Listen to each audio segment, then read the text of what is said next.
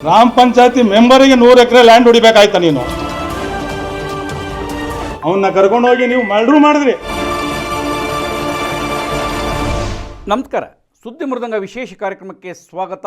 ನಾನು ಎಚ್.ಎಸ್. ಸುಧೀಂದ್ರ ಕುಮಾರ್. ಯಶವಂತಪುರ ವಿಧಾನಸಭಾ ಕ್ಷೇತ್ರ ವ್ಯಾಪ್ತಿಯಲ್ಲಿ 100 ಎಕರೆ ಸರ್ಕಾರಿ ಭೂಮಿ ಕಬಳಿಕೆ ಮಾಡಿದ್ದಾರಾ? ಲೇಔಟ್ ಮಾಡಿದಂಥ ವ್ಯಕ್ತಿಯನ್ನು ಮರ್ಡರ್ ಮಾಡಿಸಿದಾರಾ? ಬೆಂಗಳೂರು ನಗರ ಜಿಲ್ಲಾ ಪಂಚಾಯಿತಿಯ ಸದಸ್ಯೆ ಕುಸುಮಾರವರ ಪತಿ ಶಿವಮಾಧು, ಕಾಂಗ್ರೆಸ್ ಮುಖಂಡ ಶಿವಮಾಧುರವರು ಈ ಕೆಲಸ ಮಾಡಿದಾರಾ? ಸುತ್ತಮುತ್ತ ಇರುವಂಥ 100 ಎಕರೆ ಜಾಗವನ್ನು ಕಬಳಿಸಿದ್ದಾರೆ, ಬೋಗಸ್ ಡಾಕ್ಯುಮೆಂಟನ್ನು ಮಾಡಿ. ಅವರ ಮನೆಯನ್ನು ಕಟ್ಟಿರ್ತಕ್ಕಂಥ ಜಾಗವೂ ಅವರದಲ್ಲ ಅನ್ನುವಂತಹ ಆರೋಪ ಶಿವಮಾಧುರವರ ಮೇಲೆ ಬಂದಿದೆ. ಸರ್ಕಾರಿ ಜಾಗ ಭೂ ಕಬಳಿಕೆಯ ಜೊತೆಗೆ ಒಬ್ಬ ವ್ಯಕ್ತಿಯನ್ನು ಮರ್ಡರ್ ಮಾಡಿದ್ದಾರೆ ಎನ್ನುವಂಥ ಹೇಳಿಕೆಯನ್ನು ಕೊಟ್ಟಿದ್ದಾರೆ.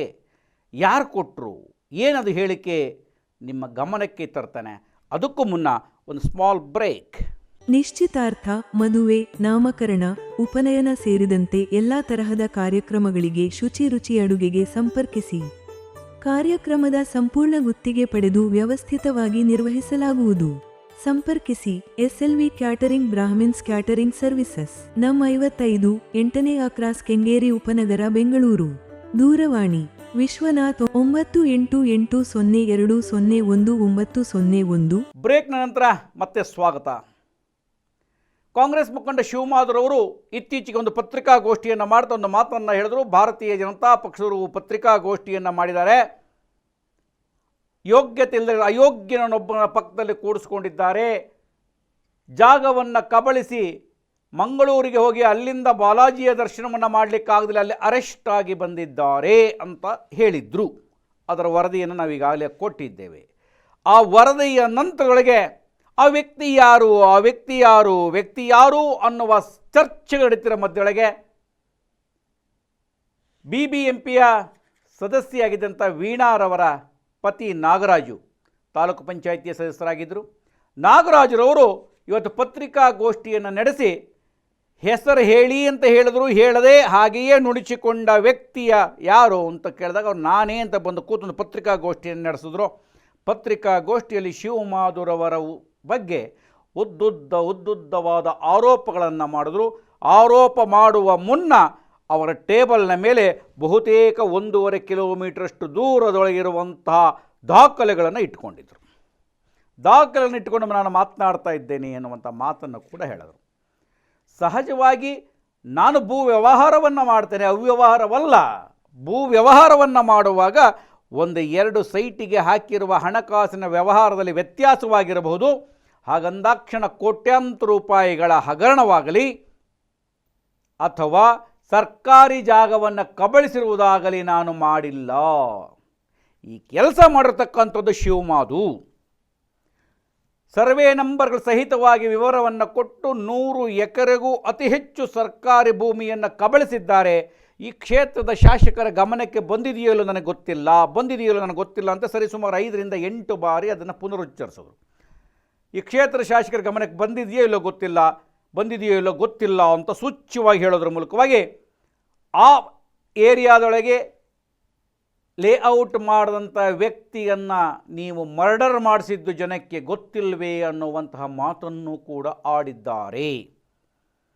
ಈ ಮಧ್ಯದೊಳಗೆ ಶಿವಮಾಧುರವರು ಇವತ್ತು ಕಟ್ಟಿಕೊಂಡಿರುವಂತಹ ಮನೆ ನನ್ನ ತಂದೆಗೆ ಸೇರಿದ ಜಮೀನದು, ಅದೂ ಕೂಡ ಬೋಗಸ್ ಡಾಕ್ಯುಮೆಂಟನ್ನು ಮಾಡಿ ಮನೆ ಕಟ್ಟಿದ್ದಾರೆ ಅಂತ ಹೇಳಿದಾಗ ನೀವೇಕೆ ಹೋರಾಟ ಮಾಡುತ್ತಿಲ್ಲ ಎನ್ನುವ ಪ್ರಶ್ನೆಗೆ ದಾನ ಕೊಟ್ಟಿದ್ದೇವೆ ನಮ್ಮ ತಂದೆ ಕಾಲದೊಳಗೆ, ನಮ್ಮ ಮನೆಯಲ್ಲಿ ಅವರು ಬಚ್ಚಲು ತಿಕ್ಕುತ್ತಿದ್ದರು ಅನ್ನುವಂತಹ ಒಂದು ಮಾತನ್ನು ಕೂಡ ನಾಗರಾಜರವರು ಹೇಳಿದ್ದಾರೆ.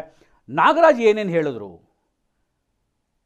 ಶಿವಮಾಧುರವ್ರ ಬಗ್ಗೆ ಮಾಡುವಂಥ ಆರೋಪಗಳೇನು, ಅದರ ಪೂರ್ಣ ವರದಿ ನಿಮ್ಮ ಗಮನಕ್ಕೆ ಕೊಡ್ತಾ ಇದ್ದೇನೆ. ಕೆಲವರು ಅಲ್ಲೂ ನನ್ನ ಕಾಂಗ್ರೆಸ್ ಸ್ನೇಹಿತರು ಇದ್ದರು, ಕೆಲವರು ನನ್ನ ಒಡನಾಟಿ, ಅವರು 10-20 ವರ್ಷದಿಂದ ಅವರು ಒಳ್ಳೆ ರೀತಿಯಲ್ಲೇ ಮಾತಾಡಿದ್ರು. ಏನು ಚುನಾವಣೆ ಬಗ್ಗೆ, ನಮ್ಮ ವಾರ್ಡ್ ಬಗ್ಗೆ, ಕ್ಷೇತ್ರ ಹಂಗಾಗಿದೆ ಹಿಂಗಾಗಿದೆ, ಅದು ಸಹಜ. ನಾವೇನು ಕೂಲಂಕುಷವಾಗಿ ಚರ್ಚೆ ಮಾಡಿದ್ವು, ಅವರು ಮಾಡಿದ್ದಾರೆ. ಅದರಲ್ಲಿ ಒಬ್ರು ಮಹಾನ್ ಭಾವರು ವೈಯಕ್ತಿಕವಾದ ವಿಚಾರ, ಇದು ರಾಜಕೀಯ ವೇದಿಕೆ ಮೇಲೆ ವೈಯಕ್ತಿಕ ಮಾತಾಡಬಾರ್ದಾಗಿತ್ತು. ವೈಯಕ್ತಿಕ ಮಾತಾಡಂಗಿದ್ರೆ ನಾನು ಸಪ್ರೇಟಾಗೆ ಕರಿಬೋದಾಯ್ತು, ಇಂಡಿವಿಜುವಲ್ ಆಗಿ.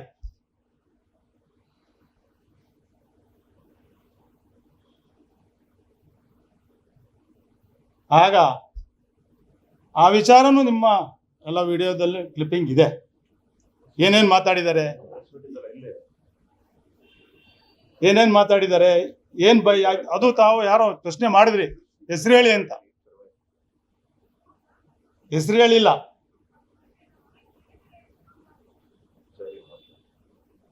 ಅದು ಓವರಲ್ ಆಗಿ ಹೇಳಿದ್ರು.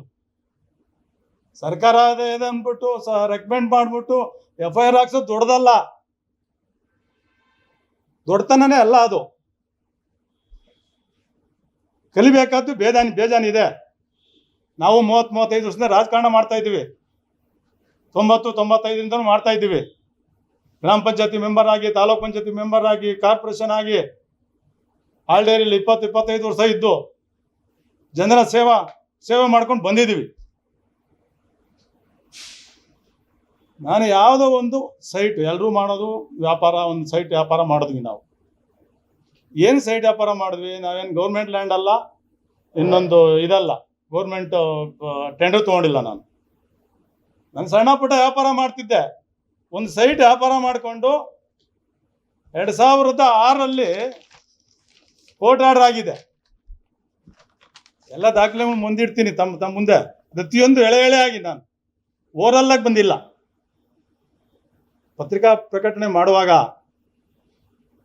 ಕೂಲಂಕುಷವಾಗಿ ಚರ್ಚೆ ಮಾಡ್ಬೇಕು ನಾವು. ಇದು ನಿಜನಾ, ಸತ್ಯನಾ, ಇನ್ನೊಬ್ಬರ ಬಗ್ಗೆ ನಾವು ಯಾವ ಥರ ಮಾತಾಡಬೇಕು? ತಪ್ಪರ್ಸೋ ರೀತಿಯಲ್ಲಿ ಮಾತಾಡಿದ್ರೆ ರೆಕಾರ್ಡ್ ಇಲ್ದೇನೆ ಆ ಥರ ಮಾತಾಡೋದು ಸರಿನಾ ಅಂತ ನಾವು ಮಾಧ್ಯಮದವರ ಯೋಚನೆ ಮಾಡಬೇಕಾಗುತ್ತೆ. 2006ರಲ್ಲಿ ಒಬ್ಬ ರೈತನಿಗೆ ಡಿಕ್ಲೇರ್ ಆಗುತ್ತೆ, ಏನು ಇದು ನಿಂದೇ ಆಸ್ತಿ, ನಿಂದೇ ಜಮೀನು, ನೀನೇ ಚೆಕ್ ತಗೋ, ನೀನೇ ನಿವೇಶನಗಳು ತಗೋ ಅಂತ. ಈ ಆರ್ಡರ್ ಇಟ್ಕೊಂಡು ಅವರು BDAಗೆ ಅರ್ಜಿ ಹಾಕಿದ್ದಾರೆ. 2 ವರ್ಷ ಸುತ್ತಿದ್ದಾರೆ, ಕೊಟ್ಟಿಲ್ಲ. ಇನ್ನೊಬ್ಬ ಆಪೋಸಿಟ್ ಒಂದು ಪಾರ್ಟಿ ನಾನು ತೊಗೊಂಡಿದ್ದೀನಿ ಅಂತ ಬಂದವನೇ. ಬಂದ ಮೇಲೆ 2010ರಲ್ಲಿ ಅದು ಕಾಂಪ್ರಮೈಸ್ ಆಗುತ್ತೆ. 2010ರಲ್ಲಿ ಹೈಕೋರ್ಟ್ ಡಿಕ್ರಿ ಕಾಂಪ್ರಮೈಸ್ ಆಗುತ್ತೆ. ಆದಮೇಲೆ ನಾವು 2 ವರ್ಷ ನೋಡಿ ಲೀಗಲ್ ಒಪಿನಿಯನ್ ತಗೊಂಡು, ಹೌದು 2006ರಲ್ಲಿ ಕೋರ್ಟ್ ಡಿಗ್ರಿ ಆಗಿದೆ, ಅನೌನ್ಸ್ಮೆಂಟ್ ಆಗಿ ಅವ್ರಿಗೆ ಕೋರ್ಟ್ ಡಿಗ್ರಿ ಆಗಿ ಅವ್ರಿಗೆ ಸೈಟ್ ಕೊಡಿ, ದುಡ್ಡು ಕೊಡಿ ಅಂತ ಚೆಕ್ ಕೊಟ್ಟಿದ್ದಾರೆ. 2010ರಲ್ಲಿ ಅವ್ರು ಬಂದಾಗ ನಾನು ರಾಜಿ ಮಾಡ್ಕೊಂಡಿದ್ದೀನಿ ಅಂತ ಹೈಕೋರ್ಟ್ ಆರ್ಡರ್ ಕೊಟ್ಟಿದ್ದಾರೆ ನನಗೆ. ಅದನ್ನು ನಾನು ಲಾಯರ್ ಹತ್ರ ಹೋಗಿ 2 ಸೈಟ್ ರಿಜಿಸ್ಟರ್ ಮಾಡ್ಕೊಂಡೆ. ಆಯ್ತಪ್ಪ, ನೀನು ರಿಜಿಸ್ಟರ್ ಮಾಡ್ಕೊಂಡಿದ್ದೀಯಾ, ಕಾನೂನು ಪ್ರಕಾರ ಒಪಿನಿಯನ್ ತಗೊಂಡು ನಾನು ರಿಜಿಸ್ಟರ್ ಮಾಡ್ಕೊಂಡೆ.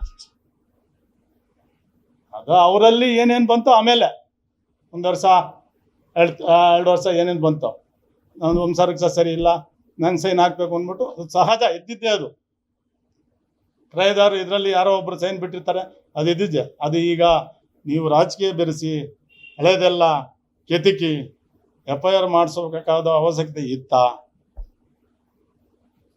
ನಾನೇನಾದರೂ ಗೌರ್ಮೆಂಟ್ ಲ್ಯಾಂಡ್ ನಾನೇನೋ ಲಪಟಾಯಿಸಿದ್ದೀನ ನಿಮ್ಮ ಥರ? 300 ಎಕರೆ ಗೌರ್ಮೆಂಟ್ ಲ್ಯಾಂಡ್ ಇದೆ ನಮ್ಮಲ್ಲಿ, 300-350 ಎಕರೆ ಗೌರ್ಮೆಂಟ್ ಲ್ಯಾಂಡ್ ಇದೆ. ಎಲ್ಲ ಗೆಜೆಟು ನಾನು ಪ್ರತಿಯೊಂದು ಗೆಜೆಟು ನಾನು ತೆಗೆದಿಟ್ಕೊಂಡಿದ್ದೀನಿ. ತೆಗೆದು ನೋಡಿ, ಸರ್ವೆ ನಂಬರ್ ಹೇಳ್ತೀನಿ ನಿಮಗೆ. ಎಮ್ಗೆಪುರ 9289, ಲಿಂಗದಿನಹಳ್ಳಿ 6, ಸೋಂಪುರ 29, ಗಾಂಡ್ಕಲ್ 13, 14, 350 ಎಕರೆ ಗೌರ್ಮೆಂಟ್ ಲ್ಯಾಂಡ್ ಇದೆ. ನೋಟಿಫಿಕೇಶನ್ ಮಾಡಿದಾಗ ಸರ್ಕಾರದ ಆಸ್ತಿ ಇದು ಅಂತ ಬಂತು, ಗೌರ್ಮೆಂಟ್ ಲ್ಯಾಂಡ್ ಅಂತ ಬಂತು. ಏನು ಮಾಡಿದ್ರಿ ನೀವು? ನಮ್ಮ ಸರ್ಕಾರ ಇದ್ದಾಗ ಆಗಿತ್ತಾ? ನಾವಿದ್ದಾಗ ಆಗಿತ್ತಾ? ಅದನ್ನೇನಾಯ್ತು? ಮುಂದೆ 1-2 ವರ್ಷ ನೀನು ಗ್ರಾಮ ಪಂಚಾಯತಿ ಮೆಂಬರ್ ಆದಲ್ಲ, ಗ್ರಾಮ ಪಂಚಾಯತಿ ಮೆಂಬರಿಗೆ 100 ಎಕರೆ ಲ್ಯಾಂಡ್ ಹೊಡಿಬೇಕಾಯ್ತಾ ನೀನು? ನಕಲಿ ದಾಖಲೆ ಸೃಷ್ಟಿ ಮಾಡಿ ನೀನು ಶಾಸಕರ ಹೆಸರನ್ನ ದುರುಪಯೋಗ ಪಡಿಸ್ಕೊಂಡು ಇಂಥ ಕೆಲಸ ಮಾಡ್ಬೇಕಾಯ್ತಾ ನೀನು? ನಾನೇನಾದ್ರು ಆ ಥರ ಕೆಲಸ ಮಾಡಿದ್ದೀನ? 2 ಸೈಡ್ ಕ್ರೈಕ್ ತೊಗೊಂಡಿದ್ದೀನಿ, ದುಡ್ಡು ಕೊಟ್ಟು ನಾನು ದಾಖಲೆ ಕೊಡ್ತೀನಿ ನಾನು. ನಿಮ್ಮ ಡಾಕ್ಯುಮೆಂಟ್ಸ್ ಅಲ್ಲಿ ಏನಿದೆ? 2004ರಲ್ಲಿ 2013 ತನಕ ಏನಿದೆ ನಿಮ್ದು ಡಾಕ್ಯುಮೆಂಟ್ಸು? ನಕಲಿ ದಾಖಲೆ ಸೃಷ್ಟಿಯಾಗಿ ಇದಕ್ಕೆ ಪರಿಹಾರ ಕೊಡಕ್ಕೆ ಬರೋದಿಲ್ಲ, ಸೈಟೂ ಕೊಡಕ್ಕೆ ಬರೋದಿಲ್ಲ ಅಂತ 2013ವರೆಗೂ ನಿಮ್ಮ ಪ್ರೊಸೀಡಿಂಗ್ಸ್ ಎಲ್ಲ ಇಷ್ಟು ನಾನು ಸರ್ವೆ ನಂಬರ್ ಹೇಳಿದ 300 ಎಕರೆಗೂ ನಾನು ಫೈಲ್ ತೆಗೆದು ಇಟ್ಟಿದ್ದೀನಿ. ಯಾರೋ ನಿಮ್ಮಂಥ ಕಾರ್ಯಕರ್ತರು,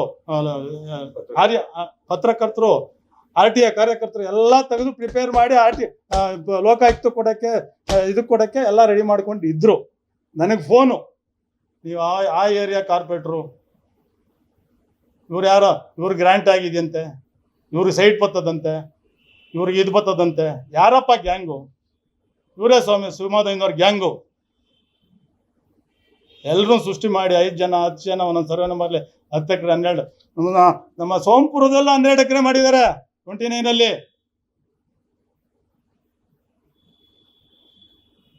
MBAಪುರ 89ರಲ್ಲಿ 10 ಎಕರೆ ಮಾಡಿದ್ದಾರೆ. 92 8 ಎಕರೆ ಮಾಡಿದ್ದಾರೆ. ಯಾರ್ದು ಸ್ವಾಮಿ ಅದು? ಸರ್ಕಾರಕ್ಕೆ ಎಷ್ಟು ಕೋಟಿ ಲಾಸು?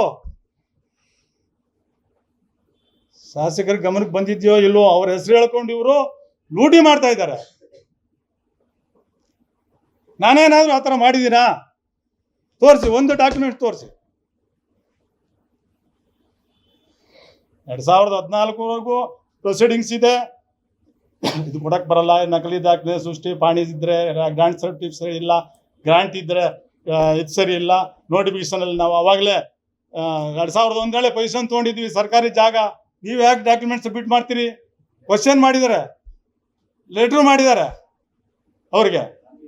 ಆದರೂ ನೀವು 2014 ಮೇಲೆ ಸ್ಟಾರ್ಟ್ ಮಾಡಿಕೊಂಡು ಈಗ 100 ಎಕರೆ ಲಪಟಾಯಿಸಿದ್ದೀರ ನೀವು. ಆಮೇಲೆ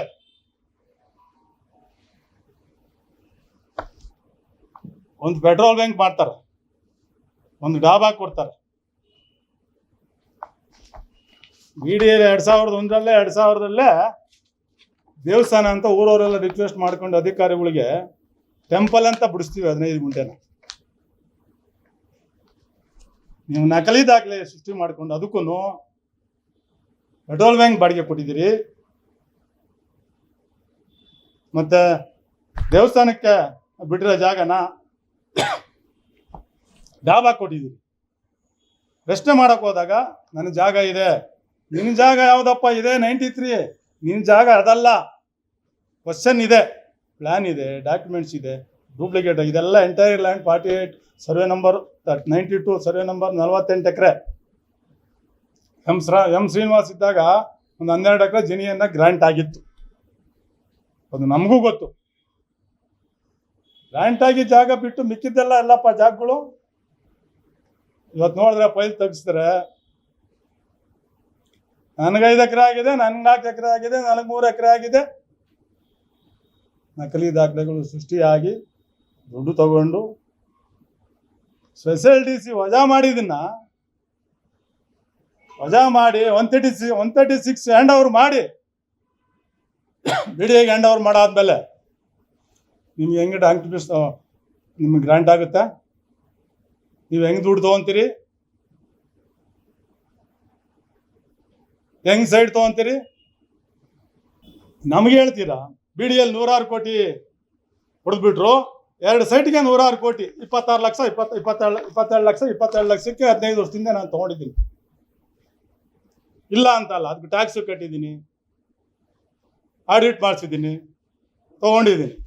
ನಾನು 2 ಸೈಟ್ಗೆ ಹೋಗಿ ಒಬ್ಬ ಅಮಾಯಕನ್ನ ರಾಜಕೀಯ ಪ್ರಭಾವ ಉಪಯೋಗಿಸಿ ನಾವು ಇಂಥ ಕೆಲಸ ಮಾಡಿಲ್ಲ, 30 ವರ್ಷ ರಾಜಕಾರಣ ಮಾಡ್ಕೊಂಡ್ ಬಂದಿದ್ದೀವಿ. ಅಷ್ಟೇ ಅಲ್ಲ,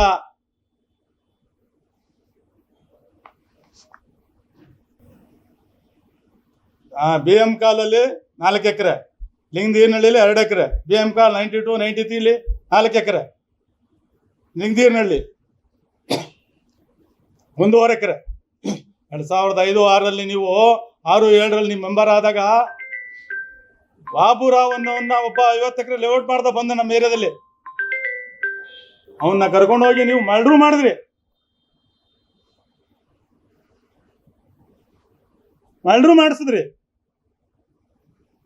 ನಿಮಗೆ ಮನಸತ್ವ ಇದೆಯಾ? ಮಾನವತೆ ಇದೆಯಾ ನಿಮಗೆ?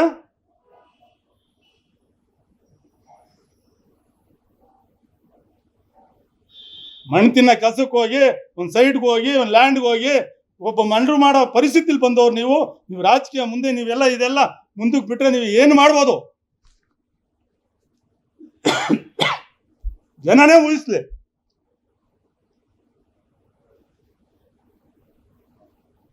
ನಾನು ಕೇಳಿದವರಿಗೆಲ್ಲ ಹೇಳ್ದೆ ಫೋನ್ಗಳು ಮಾಡಿದಾಗ, ನಾವು ಅದಕ್ಕೂ ಆ ಲ್ಯಾಂಡ್ಗೂ ಗೌರ್ಮೆಂಟ್ ಲ್ಯಾಂಡ್ಗೂ ನನಗೂ ದೂರ ಅಪ್ಪ.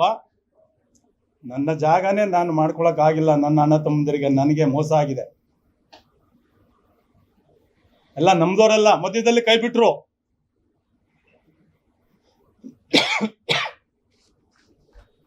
ನಮ್ದವರೆಲ್ಲ ನನ್ನ ಮಧ್ಯದಲ್ಲಿ ಕೈ ಬಿಟ್ರು. ಏನೋ ಭಗವಂತ ಕಾನೂನು ಮರೆ ಹೋಗ್ತೀನಿ ನಾನು, ನನ್ನ ಪಾಡ ನನ್ಗೆ ಬಿಟ್ಬಿಡಿ. ಆ ಸವಾಸ ಯಾರು ಮಾಡಿದಾರೋ, ಯಾರು ಜಯಿಸ್ಕೊಂತಾರೋ, ಯಾರು ಜೀರ್ಣ ಮಾಡ್ತಾರೋ ಅವ್ರದ್ದೇ ಸಲ್ತಕ್ಕದ್ದು. ಇನ್ನೂ ಸುಮಾರಿದೆ ಎಲ್ಲ ಬೋಗಸ್ ರಿಜಿಸ್ಟರ್ ಮಾಡ್ಕೊಳೋದು. ಇನ್ನೊಂದು ಹೇಳ, ಅವ್ನ ಮನೆ ಕಟ್ಟಿರೋದು 2 ಎಕರೆ ನಂದೇ, ನಮ್ಮ ಅಪ್ಪನ ಆಸ್ತಿ ಸೇಲ್ ಹಿಡಿದು.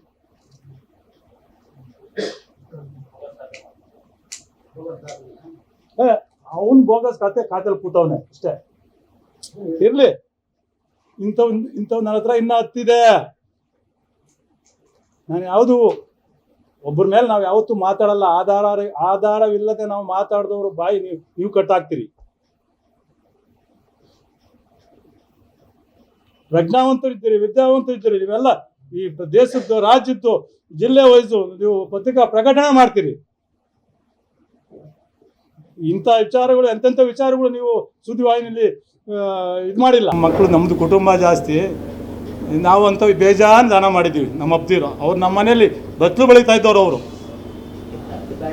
ಅನ್ನ ಇಸ್ಕೊಂಡು ತಿಂತಾ ಇದ್ದವ್ರು ಅವರು.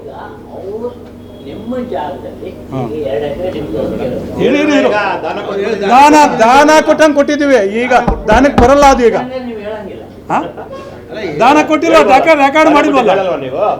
ನಾಗರಾಜ್ರವರು ಹೇಳಿದಂತಹ ಮಾತು, ಮಾಡಿದ ಆರೋಪಗಳು, ದಾಖಲೆಗಳನ್ನು ಏನೇನಲ್ಲಿ ಇಟ್ಟುಕೊಂಡಿದ್ದರು ಆ ಕುರಿತಂತೆ ನಿಮ್ಮ ಗಮನಕ್ಕೆ ಈಗಾಗಲೇ ತಂದಿದ್ದೇನೆ. ಇದಾದ ಮೇಲೆ ಇನ್ನೊಂದು ವಿಷಯ ಅಂತ ಹೇಳಿದ್ರೆ, ST ಸೋಮಶೇಖರ್ ನಮ್ಮ BJPಯ ಶಾಸಕರು ಕಾಂಗ್ರೆಸ್ಗೆ ಯಾವಾಗ ಸೇರಿಕೊಂಡ್ರು? ಅವರು ಈಗಲೂ ಅವರು ನಮ್ಮ ಪಕ್ಷದ ಶಾಸಕರೇ. ಕಾಂಗ್ರೆಸ್ಸಿಗೆ ಸೇರಿಕೊಂಡಿದ್ದು ಯಾವಾಗ ತೋರಿಸಿ ಎನ್ನುವ ಒಂದು ಪ್ರಶ್ನೆಯನ್ನು ಮತ್ತೊಬ್ಬರು ಪತ್ರಿಕಾಗೋಷ್ಠಿಯಲ್ಲಿ ಹೇಳಿದರು. ಯಾರು ಹೇಳಿದ್ರು ಅನ್ನುವಂಥ ವಿವರವನ್ನು ಕೊಡುವುದಕ್ಕೂ ಮುನ್ನ ಒಂದು ಸ್ಮಾಲ್ ಬ್ರೇಕ್. ನಿಶ್ಚಿತಾರ್ಥ, ಮದುವೆ, ನಾಮಕರಣ, ಉಪನಯನ ಸೇರಿದಂತೆ ಎಲ್ಲಾ ತರಹದ ಕಾರ್ಯಕ್ರಮಗಳಿಗೆ ಶುಚಿ ರುಚಿ ಅಡುಗೆಗೆ ಸಂಪರ್ಕಿಸಿ. ಕಾರ್ಯಕ್ರಮದ ಸಂಪೂರ್ಣ ಗುತ್ತಿಗೆ ಪಡೆದು ವ್ಯವಸ್ಥಿತವಾಗಿ ನಿರ್ವಹಿಸಲಾಗುವುದು.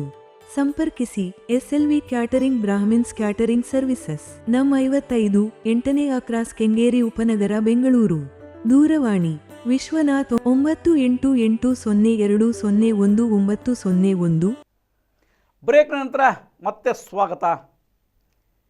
ಯಶವಂತಪುರ ವಿಧಾನಸಭಾ ಕ್ಷೇತ್ರದ ಶಾಸಕ, ಭಾರತೀಯ ಜನತಾ ಪಕ್ಷದ ಶಾಸಕರು ಅವರು ಕಾಂಗ್ರೆಸ್ಗೆ ಸೇರ್ಪಡೆಯಾಗಿದ್ದು ಯಾವಾಗ? ಕಾಂಗ್ರೆಸ್ನೊಳಗೆ ಸೇರ್ಪಡೆಯಾಗಿದ್ದಕ್ಕೆ ದಾಖಲೆ ಇದೆಯೇ?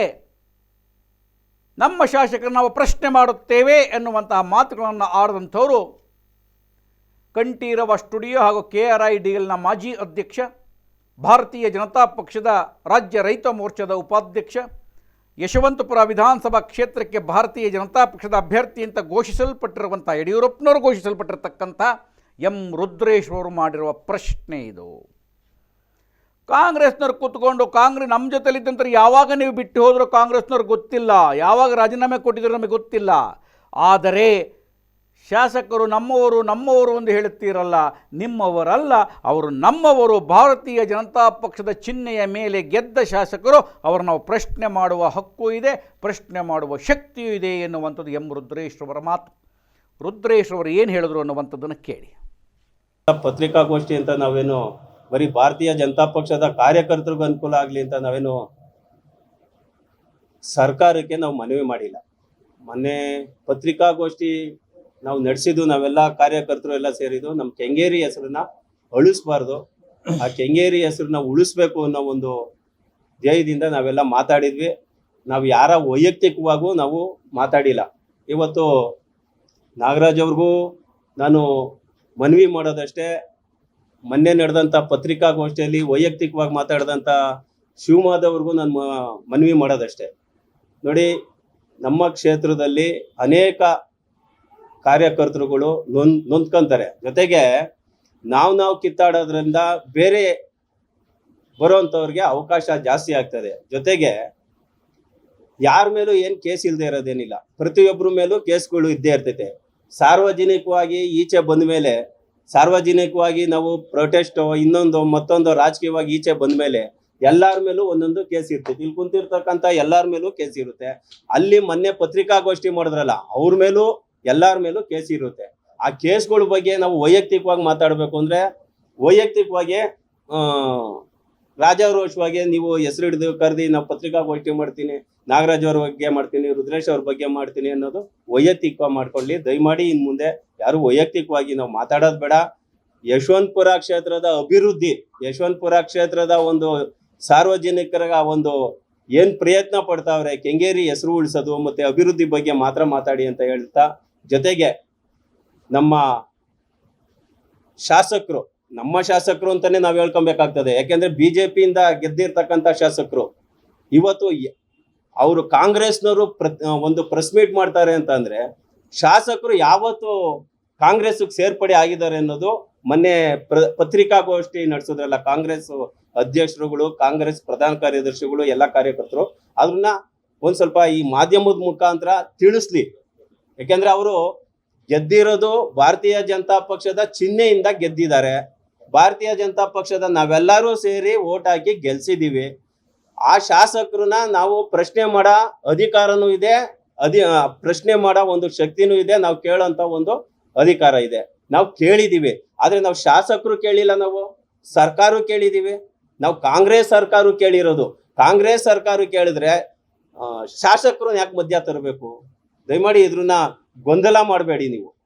ನಮ್ಮ ಕಾಂಗ್ರೆಸ್ ಮುಖಂಡರುಗಳು ಅಲ್ಲಿದ್ದಂಥವ್ರು ಎಲ್ಲ ಬಿಜೆಪಿಲಿ ಇದ್ದವರು ಇತ್ತೀಚೆಗೆ ಯಾವತ್ತು ರಾಜೀನಾಮೆ ಕೊಟ್ರೋ ಗೊತ್ತಿಲ್ಲ. ನಮ್ಮ ಅಧ್ಯಕ್ಷರಿಗೆ ನಮ್ಗೆ ಇವತ್ತು ನಾವೆಲ್ಲ ಕುಂತಿರೋರ್ಗೆ ಆಶ್ಚರ್ಯ ಆಗ್ತಾ ಇದೆ. ನಮ್ ಬಿಜೆಪಿಲಿ ಇದ್ದವರು ಸಡನ್ ಆಗಿ ಯಾವಾಗ ಹೋಗಿ ಕಾಂಗ್ರೆಸ್ನಲ್ಲಿ ಕಾರ್ಯಕರ್ತರಾದ್ರು ಅನ್ನೋದು ನಮ್ಗೆಲ್ಲ ಆಶ್ಚರ್ಯ ಆಗ್ತಾ ಇದೆ.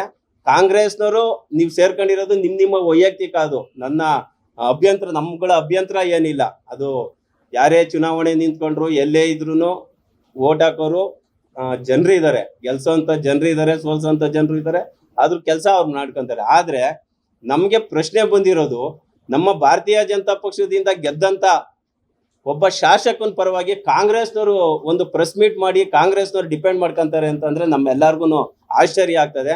ಅದ್ರನ್ನ ಯಾವತ್ತು ಸೇರ್ಪಡೆ ಆದ್ರು ಅಂತ ಒಂದು ಮಾಧ್ಯಮದ ಮುಖಾಂತರ ತಿಳಿಸಿ ಅಂತ ಹೇಳ್ತಾ, ಜೊತೆಗೆ ನಮ್ಮ ಲೋಕಸಭಾ ಸದಸ್ಯರು, ನಮ್ಮ ಕೇಂದ್ರ ಸಚಿವರಾದಂಥ ಶೋಭಾ ಕರಂದ್ಲಾಜೆ ಅವ್ರ ಬಗ್ಗೆ ಒಬ್ರು ಈ ಕಾಂಗ್ರೆಸ್ ನಾಯಕರುಗಳು ಕೇವಲವಾಗಿ ಮಾತಾಡ್ತಾರೆ. ನೋಡಿ, 2008ರಲ್ಲಿ ಶೋಭಾ ಕರಂದ್ಲಾಜೆ ಅವರು ಇಲ್ಲಿ ಶಾಸಕರಾಗಿ, ಮಂತ್ರಿಯಾಗಿ ಏನೇನ್ ಕೆಲಸ ಮಾಡಿದ್ದಾರೆ ಅಂತ ನೀವೇ ಎದೆ ಮುಟ್ಕೊಂಡು ಹೇಳ್ಕೊಳ್ಳಿ. ಕಾಂಗ್ರೆಸ್ ಸರ್ಕಾರ ಹಿಂದೆ ಇದ್ದಂತ ಸರ್ಕಾರದಲ್ಲಿ ಶಾಸಕರುಗಳಾಗಿದ್ದೀರಾ, ಹಿಂದೆ ಸರ್ಕಾರ ಇತ್ತು, ಏನು ಅಭಿವೃದ್ಧಿ ಮಾಡಿದ್ರು ಅನ್ನೋದು ಒಂದು ಯೋಚನೆ ತುಲನೆ ಮಾಡ್ಕೊಳ್ರಿ. ಇವತ್ತು ಶೋಭಾ ಕರಂದ್ಲಾಜೆ ಅವರು ಈ ಕ್ಷೇತ್ರದ ಶಾಸಕರಾದ್ಮೇಲೆ ಏನೇನು ಯೋಜನೆಗಳು ತಂದಿದ್ದಾರೆ ಅನ್ನೋದು ನಮ್ ಕಣ್ಮುಂದೆ ಇದೆ. ಯಾಕೆಂದ್ರೆ ಕೆಲವರು ಶೋಭಾ ಕರಂದ್ಲಾಜೆ ಅವ್ರು ಗೆದ್ರು ಏನೂ ಮಾಡಿಲ್ಲ ಅನ್ನೋ ಒಂದು ಅರ್ಥದಲ್ಲಿ ಹೇಳಿದ್ರು. ಆ ಯೋಜನೆಗಳು 1-2 ಅಲ್ಲ, ಕಾಂಗ್ರೆಸ್ ಸರ್ಕಾರದಲ್ಲಿ ಯಾವ್ದೋ ಒಂದು ಯೋಜನೆ ಒಂದು ಕೆಲಸ ಮಾಡಿರೋದಲ್ಲ. ಶೋಭಾ ಕರಂದ್ಲಾಜೆ ಅವರು ಏನ್ ಮಾಡ್ಯವ್ರೆ ಅಂತ ಮುಂದಿನ ದಿನದಲ್ಲಿ ಎಷ್ಟು ಕೆಲಸ ಮಾಡ್ಯವ್ರೆ ಅನ್ನೋದು ನಾವೆಲ್ಲ ಕೂತ್ಕೊಂಡು ವರದಿ ಕೊಡ್ತೀವಿ. ಮನೆ ಅಧ್ಯಕ್ಷರು ಇದ್ದಾರೆ, ನಮ್ಮೆಲ್ಲ ನಾಯಕರು ಇದ್ದಾರೆ, ಕಾರ್ಪೊರೇಟರ್ಗಳು ಇದೀವಿ, ಎಲ್ಲರೂ ಸೇರಿ ಕೊಡ್ತೀವಿ. ಯಾರೇ ವ್ಯಕ್ತಿ ಬಗ್ಗೆ ಆಗಿರೋದು ಕೇವಲವಾಗಿ ಮಾತಾಡಬೇಡಿ. ಏಕೆಂದ್ರೆ ಸಾರ್ವಜನಿಕರವಾಗಿ ನಾವೆಲ್ಲ ಗಾಜಿನ ಮನೇಲಿ ಇರ್ತೀವಿ. ನಿಮ್ಮ ಗೌರವ ನಿಮ್ಗೆ ಕಮ್ಮಿ ಆಗ್ತದೆ. ದಯಮಾಡಿ ಯಾರ ಬಗ್ಗೆನೂ ಮಾತಾಡಕ್ ಹೋಗ್ಬೇಡಿ. ಕ್ಷೇತ್ರದ ಅಭಿವೃದ್ಧಿ ಮತ್ತೆ ಜನರು ವೈಯಕ್ತಿಕ ಭಾವನೆಗಳಿಗೆ ಧಕ್ಕೆ ಉಂಟು ಮಾಡಬೇಡಿ. ಜೊತೆಗೆ ದ್ವೇಷನ ಅಸೂಯೆನ ಮಾಡಕ್ ಹೋಗ್ಬೇಡಿ. ದಯಮಾಡಿ ಈ ಒಂದು ಪತ್ರಿಕಾಗೋಷ್ಠಿಯಲ್ಲಿ ಎಲ್ಲಾರ್ಗೂ ನಾನು ಕೇಳ್ಕೊಳ್ಳೋದು, ಜನತಾದಳದವರಾಗಿರ್ಬೋದು, ಕಾಂಗ್ರೆಸ್ನವರಾಗಿರ್ಬೋದು, ಬಿಜೆಪಿ ನಾವುಗಳು ಆಗಿರ್ಬೋದು, ನಾವೆಲ್ಲ ಒಂದೇ ಪಕ್ಷದಲ್ಲಿ ಇದೀವಿ. ನಾವ್ಯಾರು ಆ ಪಕ್ಷಕ್ಕೆ ಈ ಪಕ್ಷದಿಂದ ಇದು ಮಾಡಿಲ್ಲ. ನಾಗರಾಜ್ ಅವರು ಒಂದ್ಸಲಿ ನಮ್ಮ ಪಕ್ಷಕ್ಕೆ ಬಂದ ಮೇಲೆ ಇದುವರೆಗೂ ಬೇರೆ ಪಕ್ಷಕ್ಕೆ ಹೋಗಿಲ್ಲ. ಬೇರೆ ಪಕ್ಷಕ್ಕೆ ರುದ್ರೇಶ್ ಅವರು ಹೇಳಿದಂಥದ್ದನ್ನು ಕೇಳಿದ್ರಿ. ಅದಾದ ಮೇಲೆ ಇನ್ನೊಬ್ಬರೊಂದು ಮಾತನ್ನು ಹೇಳಿದರು. ವೈಯಕ್ತಿಕವಾಗಿರ್ತಕ್ಕಂತಹ ಟೀಕೆ ಸಲ್ಲದು. ಓಟ್ ಹಾಕಿ ಗೆಲ್ಲಿಸಿದ್ದು ನಾವು, ಕಾಂಗ್ರೆಸ್ನವ್ರು ಬಾಯಿ ಬಡ್ಕೊಳ್ತಾರಲ್ರಿ. ಓಟು ಹಾಕಿ ಗೆಲ್ಲಿಸಿದವರು ನಾವು, ಕಾಂಗ್ರೆಸ್ನವ್ರು ಬಾಯಿ ಬಡ್ಕೊಳ್ತಾ ಇದ್ದಾರೆ ಅಂತ ಹೇಳಿ ಮತ್ತೊಬ್ಬ ನಾಯಕರ ಉವಾಚ. ಯಾರ ನಾಯಕರು ಏನು ಹೇಳಿದ್ರು ನಿಮ್ಮ ಗಮನಕ್ಕೆ ತರ್ತಾನೆ. ಈಗ ಒಂದು ಸ್ಮಾಲ್ ಬ್ರೇಕ್. ನಿಶ್ಚಿತಾರ್ಥ, ಮದುವೆ, ನಾಮಕರಣ, ಉಪನಯನ ಸೇರಿದಂತೆ ಎಲ್ಲಾ ತರಹದ ಕಾರ್ಯಕ್ರಮಗಳಿಗೆ ಶುಚಿ ರುಚಿ ಅಡುಗೆಗೆ ಸಂಪರ್ಕಿಸಿ. ಕಾರ್ಯಕ್ರಮದ ಸಂಪೂರ್ಣ ಗುತ್ತಿಗೆ ಪಡೆದು ವ್ಯವಸ್ಥಿತವಾಗಿ ನಿರ್ವಹಿಸಲಾಗುವುದು. ಸಂಪರ್ಕಿಸಿ SLV catering, Brahmins catering services, ನಂ 55, 8ನೇ ಕ್ರಾಸ್, ಕೆಂಗೇರಿ ಉಪನಗರ, ಬೆಂಗಳೂರು. ದೂರವಾಣಿ ವಿಶ್ವನಾಥ್ 9880201901. ಬ್ರೇಕ್ನ ನಂತರ ಮತ್ತೆ ಸ್ವಾಗತ. ST ಸೋಮಶೇಖರ್ ಅವರಿಗೆ ಓಟ್ ಹಾಕಿ ಗೆಲ್ಲಿಸಿದ್ದು ನಾವು, ಕಾಂಗ್ರೆಸ್ನವ್ರು ಬಾಯಿ ಬಡ್ಕೊಳ್ತಾರೆ ನಮ್ಮವರು ಅಂತ ಹೇಳಿ ಅಂತ. ನಿಮ್ಮವರಲ್ರಿ, ಅವ್ರು ನಮ್ಮವರು. ಆಯಿತು, ವೈಯಕ್ತಿಕ ಟೀಕೆಗಳನ್ನು ಏಕೆ ಮಾಡ್ತೀರಿ ಅನ್ನುವಂತಹ ಪ್ರಶ್ನೆಯನ್ನು ಕೇಳಿದಂಥವರು ಬೃಹತ್ ಬೆಂಗಳೂರು ಮಹಾನಗರ ಪಾಲಿಕೆಯ ಮಾಜಿ ಸದಸ್ಯ, ಕೆಂಗೇರಿ ಪುರಸಭೆಯ ಮಾಜಿ ಅಧ್ಯಕ್ಷ ರಾ ಆಂಜನಪ್ಪನವರು ಚುಟುಕಾಗಿ ಮಾತನಾಡಿ ಒಂದೆರಡು ಅಂಶಗಳನ್ನು ಗಮನಕ್ಕೆ ಸೆಳೆದ್ರು. ಅವ್ರು ಏನು ಹೇಳಿದ್ರು ಅನ್ನುವಂಥದ್ದನ್ನು ಪರಿಪೂರ್ಣವಾಗಿ ನಿಮ್ಮ ಗಮನಕ್ಕೆ ಕೊಡ್ತಾ ಇದ್ದೇನೆ. ನಾನೇ ಮಾತಾಡಿದ್ದೀನಿ. ಮಾನ್ಯ ಶಾಸಕರೇ, ಕೆಂಗೇರಿ ಋಣ ನಿಮ್ಮ ಮೇಲಿದೆ. ಕೆಂಗೇರಿಲಿ ಸಾವಿರಾರು ಅಭಿಮಾನಿಗಳಿದ್ದಾರೆ. ಕೆಂಗೇರಿಲಿ ಸಾಕಷ್ಟು ಓಟ್ ಬಿದ್ದಿದೆ. ಕೆಂಗೇರಿಯನ್ನ ಮತ್ತೆ ಬಂಡೆ ಮಠ ಆಗ್ಬೋದು, ಕೋಟೆ ಸೋಮೇಶ್ವರ ಆಗ್ಬೋದು, ಅದು ಘನತೆನ ಅದೇನೋ ಒಂದು ವೈಶಿಷ್ಟ್ಯತೆ ಅದನ್ನು ಉಳಿಸಿ ಅಂತ ಹೇಳಿದೀವಿ ಅಷ್ಟೇ ಹೊರತು ನಾವು ಯಾರನ್ನು ವೈಯಕ್ತಿಕವಾಗಿ ಟೀಕೆ ಮಾಡಿಲ್ಲ. ಮಾನ್ಯರೇ ಅಂತ ಒತ್ತಿನೇ ಹೇಳಿದ್ವಿ. ಯಾಕೆ ಅಂತಂದ್ರೆ ರುದ್ರೇಶ್ವರ್ ಹೇಳ್ದಂಗೆ ನಾವು ಓಟ್ ಹಾಕಿ ಗೆಲ್ಸ್ತಂತ MLA ಇವತ್ತು ಕಾಂಗ್ರೆಸ್ನವ್ರು ಬಾಯ್ ಬಡ್ಕೊತಾವ್ರೆ ನಮ್ಮ MLA ಅಂತ. ಜೊತೆಗೆ ಗಾಜನ್ ಮೇಲೆ ಕುತ್ಕೊಂಡು ಕಲ್ಲೊಡಿತಾ ಇದ್ದಾರೆ. ಬೀದಿಲೋಗೋರು ಬಿಡ್ತಾರಾ? ಇವತ್ತು ಶಿವಮಹದೇಯ ನಾಗರಾಜ್ ಮೇಲೆ 106 ಆರೋಪ ಮಾಡಿದ್ದಾನೆ. ಏನು ಆಧಾರ ಇಲ್ಲ ಇಟ್ಕೊಂಡು ಲೋಕಾಯುಕ್ತ ಕೊಡ್ಲಿ. ಇವರು 150 ಆರೋಪ ಮಾಡಿದ್ರು, ಕೊಡಿ ಲೋಕಾಯುಕ್ತಕ್ಕೆ. ಸುಮ್ಮನೆ ಇಟ್ಟಂಡ್ರನ್ ಹಾಕ್ಬಾರ್ದು. ಶಿವಮಹದೇವನ್ಗೂ ಹೇಳೋದಷ್ಟೇನೆ, ನಾಗರಾಜ್ಗೆ ಹೇಳೋದು ಅಷ್ಟೇನೆ. ಭ್ರಷ್ಟಾಚಾರ ಮಾಡಿದ್ದೀರಾ, ಮಾಡಿಲ್ವಾ, ಸಾಬೀತಾಗ್ಲಿ. ಕೊನೆಗೆ ಇನ್ನೊಂದು ಮಾತು ಹೇಳ್ತೀನಿ. ಅಭಿವೃದ್ಧಿ ಅಧಿಕಾರರು ಯಶವಂತಪುರ ಕ್ಷೇತ್ರದ ಶಾಸಕರು 224 ಕ್ಷೇತ್ರದಲ್ಲಿ ಆಗದೆ ಇರ್ತಕ್ಕಂಥ ಅಭಿವೃದ್ಧಿ ಯಶವಂತಪುರ ಕ್ಷೇತ್ರದಲ್ಲಿ ಆಗ್ತಾ ಇದೆ, ಇವತ್ತು ಆಗ್ತಾ ಇದೆ. ಆ ಅಭಿವೃದ್ಧಿಯ ಮೂಲ ಯಾವುದು? ಆ ಅಭಿವೃದ್ಧಿಯ ಮೂಲ ಯಾವುದು ಅಂತ MLA ಹೇಳ್ಬೇಕು, ಮಾನ್ಯ MLA ಅವ್ರು ಹೇಳ್ಬೇಕು. ಇವತ್ತು ಕಾಂಗ್ರೆಸ್ ಕಾರ್ಯಕರ್ತರು ಹೇಳ್ತಾ ಇದಾರಲ್ಲ, ಅಭಿವೃದ್ಧಿ ಅಧಿಕಾರ ಯಶವಂತಪುರ ಕ್ಷೇತ್ರ, STS ಕ್ಷೇತ್ರ, ನಮ್ಮ MLA, ನಮ್ಮ ಹೆಮ್ಮೆ. ಈ ಅಭಿವೃದ್ಧಿಯ ಮೂಲ ಯಾವುದು ಅಂತ ಯಾರಾದ್ರೂ ಹೇಳ್ಬಿಟ್ರೆ ನಾವು ತುಂಬಾ ಖುಷಿ ಪಡ್ತೀವಿ. ಆಂಜನಪ್ಪನವ್ರು ಹೇಳಿದ್ದನ್ನ ತಾವು ಗಮನಿಸಿದ್ರಿ. ಅದಾದ ಮೇಲೆ ಇನ್ನಿಬ್ಬರು ಮಾತನಾಡಿದರು. ಕೆಂಗೇರಿ ಪುರಸಭೆಯ ಮಾಜಿ ಉಪಾಧ್ಯಕ್ಷ, BJPಯ ಮುಖಂಡ G. ಮುನಿರಾಜು ಮಾತನಾಡಿ, ಚುನಾವಣೆಗೆ ದುಡ್ಡು ಬೇಡವಾ, ಚುನಾವಣೆ ನಡೆಸುವುದು ಹೇಗೆ? ನಾವು ಬಿಸ್ನೆಸ್ ಮಾಡ್ತೇವೆ, ನಮ್ಮ ಬಿಸ್ನೆಸ್ಸು ಅದೇ, ನಾಗರಾಜ್ ಬಿಸ್ನೆಸ್ಸು ಅದೇ, ಶಿವಮಾಧುರವರ ಬಿಸ್ನೆಸ್ಸು ಅದೇ. ಬಿಸ್ನೆಸ್ ಮಾಡಿ ಬಿಸ್ನೆಸ್ನಿಂದ ಬಂದ ಹಣವನ್ನು ರಾಜಕೀಯಕ್ಕೆ ಹಾಕ್ತೇವೆ, ಇದು ತಪ್ಪಾ? ನೀವು ಅದೇ ಕೆಲಸ ಮಾಡಿಲ್ವಾ ಶಿವಮಾಧುರವರೇ? ಎಲ್ಲರೂ ಮಾಡುವುದು ಅದನ್ನೇ, ಯಾಕೆ ವೈಯಕ್ತಿಕವಾಗಿ ನಿಂದನೆ ಮಾಡುತ್ತೀರಿ ಎನ್ನುವುದು G. ಮುನಿರಾಜರವರ ಮಾತು. G. ಮುನಿರಾಜು ಏನು ಹೇಳಿದ್ರು ಅನ್ನುವಂಥದ್ದನ್ನು ತಾವು ಗಮನಿಸಿ. ಸ್ನೇಹಿತರೆ, ಅವತ್ತು ನಾವೆಲ್ಲರೂ ಮಾತಾಡಿದ್ದನ್ನು ಒಂದೇ ವಿಷಯ, ಏನು ಕೆಂಗೇರಿ ಅನ್ನೋ ಒಂದು ಹೆಸರಿಡಬೇಕು. ಕೆಂಗೇರಿ ಹೋಬಳಿ ಅಂತಂದ್ರೆ ಯಶವಂತಪುರ ಕ್ಷೇತ್ರದ 75% ಜನಸಂಖ್ಯೆ ಇರ್ತಕ್ಕಂಥ ಹೋಬಳಿ ಕೆಂಗೇರಿ. ಕೆಂಗೇರಿ ಹೆಸರಿಡಬೇಕು, ಬಂಡೆಮಠದ ಒಂದು ಹೆಸರಿಡಬೇಕು. ನಾವ್ಯಾರು ಸುಭಾಷ್ ನಗರ ಆಗಲಿ ಇದಾಗ್ಲಿ ಯಾವುದು ಇರಲಿಲ್ಲ. ಆಮೇಲೆ ಕೆಲವೊಂದು ಹಳ್ಳಿಗಳ್ನ ಭಾಗ ಆಗೈತೆ, ಒಂದೂರ್ನ ಎರಡೆರಡು ಭಾಗ ಆಗೈತೆ. ಉದಾಹರಣೆಗೆ ನಾನು ಹೇಳಿದೆ, ನಮ್ಮೂರು ತಲಾಂತರದಿಂದ ಒಂದೇ ಸಮುದಾಯ, 90% ಒಂದೇ ಸಮುದಾಯ ಇರ್ತಕ್ಕಂಥ ಊರು. ಅದನ್ನ ಇವತ್ತು 2 ಭಾಗ ಆಗೈತೆ. ಅದು ಆಗ್ಬಾರ್ದು, ಬೇರೆ ಸೇರಿಸ್ಕೊಂಡು ಅದನ್ನು ಹಾಗೇ ಇರಲಿ, ಇದನ್ನ ಮಾಡಿ ಬದಲಾವಣೆ ಮಾಡಿ ಅಂತ ಮಾನ್ಯ ಶಾಸಕರಲ್ಲಿ ಮನವಿ ಮಾಡ್ಕೊಂಡ ಪತ್ರಿಕಾಗೋಷ್ಠಿ ಮುಖಾಂತರ. ಅದನ್ನ ಹೋಗ್ಬಿಟ್ಟು ನೀವು ವೈಯಕ್ತಿಕವಾಗಿ ತಗೊಂಡು ಅಷ್ಟು ಹೊಡೆದವ್ರೆ ಇಷ್ಟು, ಯಾರು ಸಾಚ ಇವತ್ತು ರಾಜಕಾರಣಕ್ಕೆ ಬಂದ್ಮೇಲೆ ಯಾರು ಸಾಚ ಇದ್ದಾರೆ? ಹಂಗಾದ್ರೆ ಅವ್ರಿಗೇನು ಇದು ಇವತ್ತೊಂದು ದಿನ ನಾವು ಚುನಾವಣೆ ಮಾಡ್ಬೇಕಾದ್ರೆ ಸುಮ್ಮನೆ ಆಗುತ್ತಾ? ನಾವು ದುಡಿದ್ರೆ ತಾನೇ ಚುನಾವಣೆ ಮಾಡೋಕ್ಕಾಗೋದು. ಜಾಬಲ್ಲಿ ದುಡ್ಡಿಲ್ಲ ಅಂದ್ರೆ ಯಾರಾದ್ರೂ ಹೋಗಿ ಚುನಾವಣೆ ಫೇಸ್ ಮಾಡೋಕ್ಕಾಗುತ್ತಾ? ಆಗಲ್ಲ. ವ್ಯಾಪಾರ ಬಿಸ್ನೆಸ್ ಅಲ್ಲಿ ಮಾಡ್ತಾರೆ, ಬಿಸ್ನೆಸ್ ಅಲ್ಲಿ ಒಂದು ಏರುಪೇರು ಇದ್ದೇ ಇರುತ್ತೆ. ಅದನ್ನ ನೀವು ವೈಯಕ್ತಿಕ ತಗೊಂಡು ವೈಯಕ್ತಿಕವಾಗಿ ಇಂದೆಲ್ಲ ಮಾತಾಡಬಾರ್ದು. ಬರ್ತಕ್ಕಂಥ ದಿನದಲ್ಲಿ ನಿಜಕ್ಕೂ ಅದು ನಿಮಗೆ ಊನ ಆಗುತ್ತೆ, ನಿಮಗೆ ತೊಂದರೆ ಆಗುತ್ತೆ. ಯಾಕೆ ನೀವು ಮಾಡ್ತಾ ಇರೋದು ಅದೇ ಬಿಸ್ನೆಸ್ಸೇ, ಅವ್ರು ಮಾಡ್ತಾ ಇರೋದು ಅದೇ ವ್ಯಾಪಾರನೇ. ಆದ್ರಿಂದ ಒಬ್ಬರ ಮೇಲೆ ಒಬ್ರು ಏನೇ ಇದ್ರು ವೈಯಕ್ತಿಕವಾಗಿ ತೊಗೊಂಡಿರಾ ಪರ್ಸನಲ್ ಆಗಿ ಬೇಕಾದ್ರೆ ಕರೆದು ಮಾತಾಡ್ರಿ. ನೀವು ಹಿಂಗೆ ಮಾಡಿದ್ರಿ, ಹಿಂಗೆ ಪಬ್ಲಿಕ್ ಅಲ್ಲಿ ಮಾಧ್ಯಮಗಳ ಮುಖಾಂತರ ಅವೆಲ್ಲ ಮಾತಾಡೋದು ಬಹಳ ತಪ್ಪು ಅನಿಸ್ತದೆ. ಅದ್ರ ಅವಶ್ಯಕತೆನೂ ಇರ್ಲೂ ಇಲ್ಲ. ಈಗ ನನ್ನ ಇವರ ವೈಯಕ್ತಿಕವಾಗಿ ಏನೇ ಇದ್ರು ನೀವು ಸಪ್ರೇಟ್ ಆಗಿ ನಿಮ್ಗೆ ವಿಚಾರಣೆ ಮಾಡಿ ಇದು ಮಾತಾಡ. ಮುನುರಾಜು ಹೇಳಿದ್ದನ್ನ ಗಮನಿಸಿದ್ರಿ.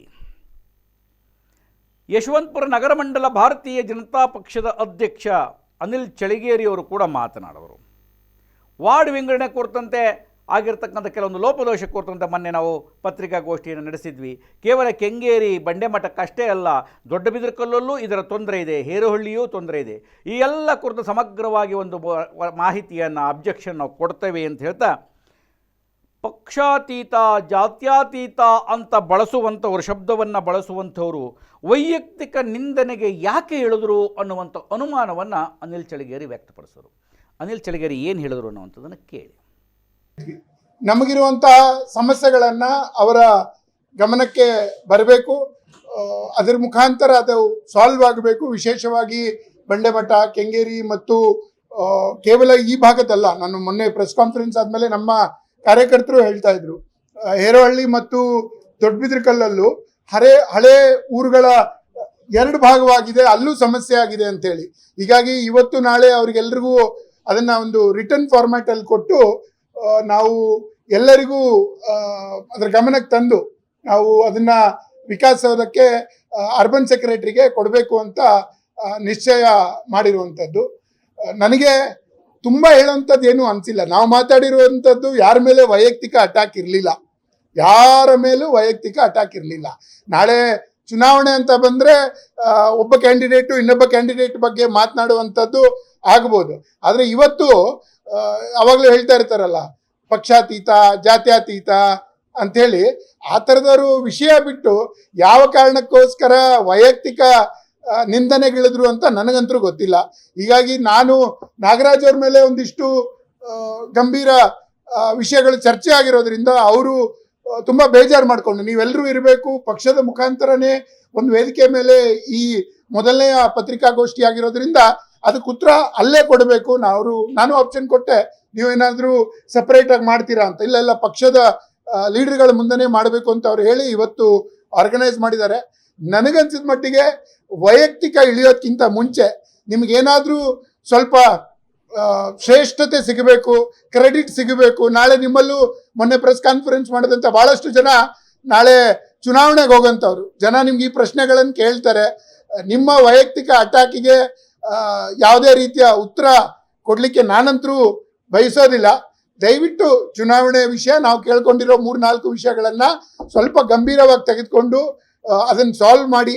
ಅಧಿಕಾರ ನಿಮ್ಮ ಹತ್ರ ಇದೆ, MLA ನಿಮ್ಮ ಹತ್ರ ಇದ್ದಾರೆ, ನಿಮ್ಮ ಒಂದು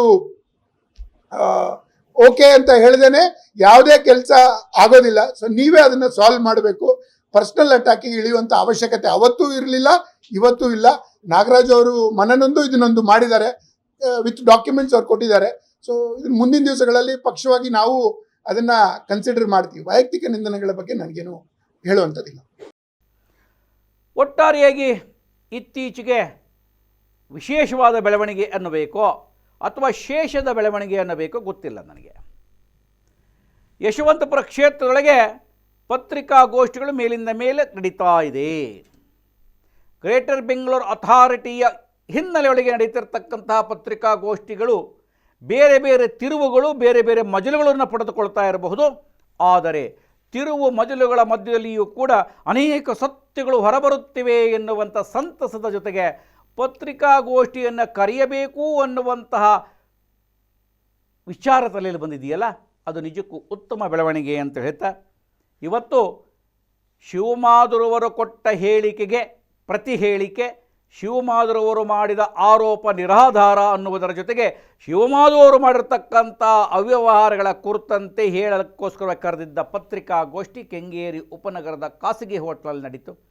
ಕಾರ್ಯಕ್ರಮದೊಳಗೆ ಉಲ್ಲಾಳ್ ವಾರ್ಡಿನ ನಿಕಟಪೂರ್ವ BJP ಅಧ್ಯಕ್ಷ ಶಶಿಕುಮಾರ್ ಸೇರಿದಾಗೆ ಹಲವರು ಉಪಸ್ಥಿತರಿದ್ದರು. ಸ್ಪಾಟ್ ನಾಗರಾಜ್ ಆಗ್ಬೋದು, ಮಹೇಶ್ ಆಗ್ಬೋದು, ಅನೇಕರು ಪಾಲ್ಗೊಂಡಿದ್ದರು. ಒಟ್ಟಾರೆಯಾಗಿ ನಡೆದಂಥ ಪರಿಪೂರ್ಣ ವರದಿಯನ್ನು ನಿಮ್ಮ ಗಮನಕ್ಕೆ ಕೊಡ್ತಾ ಇದ್ದೇವೆ.